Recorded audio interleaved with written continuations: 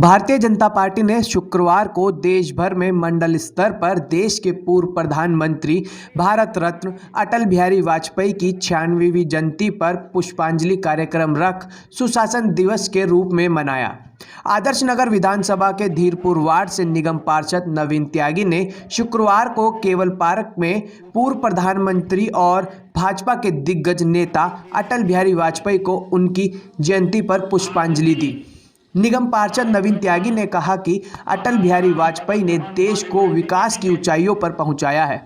उन्होंने कहा कि पूर्व प्रधानमंत्री आदरणीय अटल बिहारी वाजपेयी जी को उनकी जन्म जयंती पर शत शत नमन। एक सशक्त और समृद्ध भारत के निर्माण के लिए उनके प्रयासों को सदैव स्मरण किया जाएगा। इसके साथ ही एक विशाल स्क्रीन लगा प्रधानमंत्री नरेंद्र मोदी का किसानों के साथ संवाद को लाइव देखा गया। प्रधानमंत्री नरेंद्र मोदी ने अटल बिहारी वाजपेयी की जयंती के अवसर पर 9 करोड़ किसान परिवारों के बैंक खाते में 18,000 करोड़ की सहयोग राशि ऑनलाइन एक बटन दबाकर डाली। मेरी तरफ से नमस्कार। सर, आज जो कार्यक्रम जो आज विपक्ष में है, आज हमारे बंद हो गई है। पूर्व प्रधानमंत्री जो माननीय अटल बिहारी वाजपेयी जी का जो जन्मदिन है, उनकी जयंती है, जिसे हमारे पूरे 272 वार्डों में भारतीय जनता पार्टी आज सुशासन दिवस के जो रूप में जो मना रही है। प्रधानमंत्री अटल बिहारी वाजपेयी जी का हम सबको जो मालूम है, वो 3 बार देश के प्रधानमंत्री बने, नेता विपक्ष थे। पोखरण जो विस्फोट किया उन्होंने, जो परमाणु जो विस्फोट किया, वो हम सब याद करेंगे। और जो ये सड़कों का इतना बड़ा जाल उन्होंने अपने प्रधानमंत्री जो काल में जो बिछाया, जिसे आज भी उसका फायदा हमें आज भी मिल रहा है।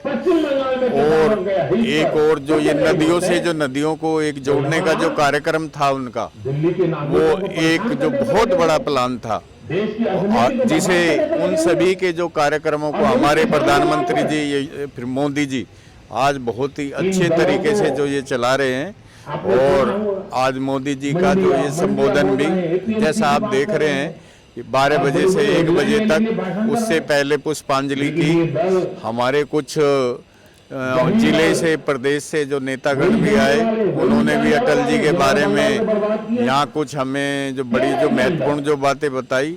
और आप देख रहे हो ये कितनी जो भारी क्षेत्र की जनता, हमारे जो धीरपुर वार्ड की गांधी विहार से लेके पंचवटी तक, सब धीरपुर जो निरंकारी, सारा केवल पार्क, ये मॉडल टाउन, ये सभी हमारे क्षेत्र से जो ना सारे आज एक जगह हमने इकट्ठा मोदी जी का जो संबोधन जो ये सुनने के लिए हमने ये स्थान जो ये चुना है। और आज ये हम बहुत ही सारे अच्छे जो ये तरीके से सभी हमारे जो क्षेत्र के लोग इसे सुन रहे हैं। सर, कहीं ना कहीं ऐसा भी माना जाएगा कि प्रधानमंत्री जी आज संबोधन कर रहे हैं, किसानों को लेकर एक संबोधन है, उनसे वार्तालाप भी हो रहा है, ये एक अच्छा अवसर भी माना जा सकता है।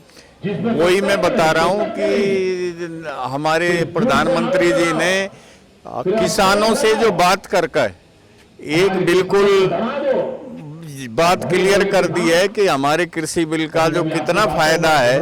किसानों ने अपने अनुभव बताए हैं कि हमें इसका जो कितना फायदा हुआ। एमएसपी भी उसी तरह ये चालू है, ये मंडी में भी हम दे रहे हैं, तो हमें उचित मूल्य मिल रहा है। और ये जो भ्रम फैलाया जा रहा है कि भाई जो ये जमीन है वो भी छीनने का डर है, उन सब ने बताया है कि सिर्फ ये फसल का हमारा एग्रीमेंट होता है, फसल का हमारा है, कोई ये जमीन का उससे जो कोई भी संबंध नहीं होता। अब उनको ये सच सुनना पड़ेगा और हर बात को किसानों को गाली दी, किसानों को अपमानित आज किया। जो कार्यक्रम किया जा रहा है, थोड़ा सा इसके बारे में।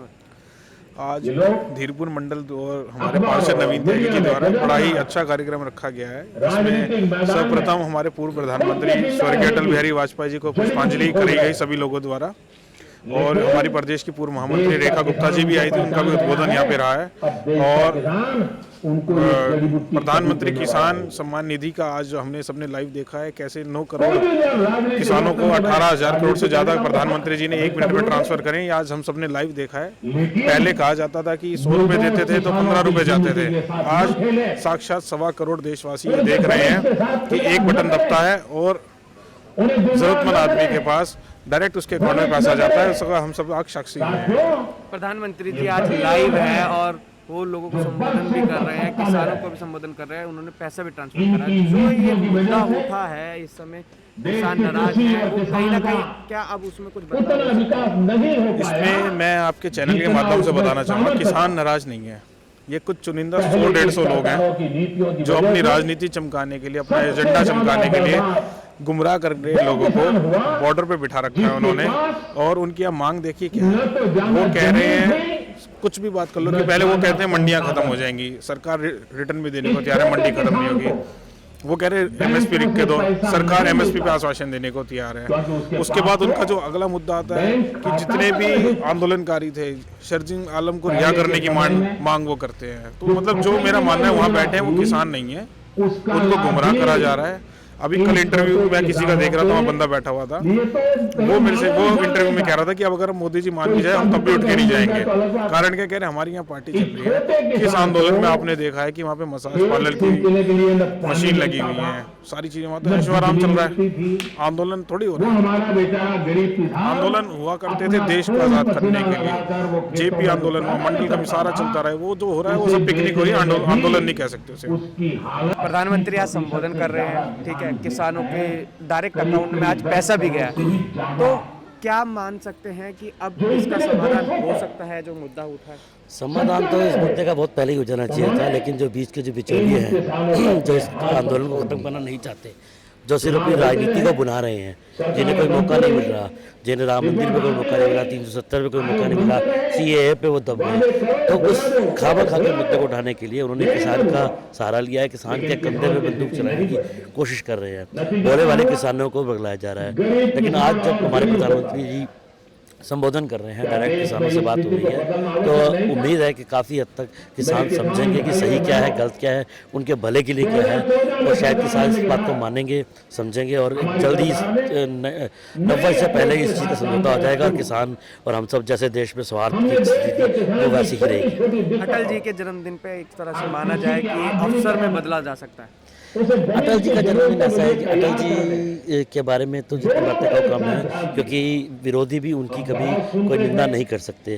तो अटल जी के जो जन्मदिन दिवस में ये है कि इसमें अगर किसानों को सौगात जाती है, क्योंकि अटल जी के नाम से कई किसान योजनाएं भी चल रही हैं, तो शायद एक माध्यम बना है कि किसानों को जो हमारी बात सुन रहे हैं और हम अपनी बात कह रहे हैं, तो एक बहुत अच्छा अवसर एक दिवस में हो सकता है।